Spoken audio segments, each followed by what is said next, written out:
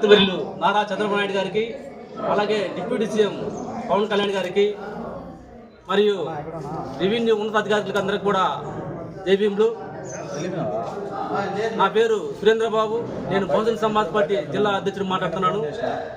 మీ ప్రభుత్వం గ్రామాల్లో ఉన్నటువంటి రెవెన్యూ సమస్యను పరిష్కరించాలనే సదుద్దేశంతో ఈ రెవెన్యూ సదస్సులు ప్రారంభించడం జరిగినది.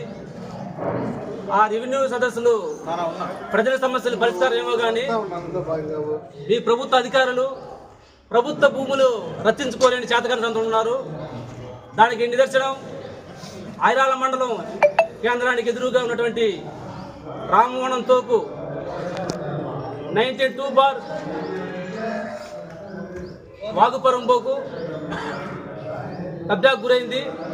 అది మండల అధికారులకు కానీ రెవెన్యూ అధికారులకు కానీ ఎంతమందికి విన్నవించినా ఆ సమస్యలు పట్టించుకోలేదు. ఆ కబ్జాదారుడు ఎవరో కాదు, వైసీపీ నాయకుడు. ఈ కూటమి ప్రభుత్వంలో కూడా వైసీపీ నాయకులు అవా నడుస్తుందంటే వైసీపీ ప్రభుత్వానికి మీ కూటమి ప్రభుత్వానికి ఏమన్నా లావాదేవీలు ఉన్నాయని మాకు అనుమానం కలుగుతుంది. కాబట్టి ఉన్నత స్థాయిలో మీరు దీనిపైన విచారించి ఆ కబ్జాకు గురైన భూమిని కాపాడాలని కోరుతున్నాము. లేదంటే ఈ పెద్ద ఎత్తున దీన్ని ఉద్యమం చేస్తానని చెప్పి తెలియజేస్తున్నాం.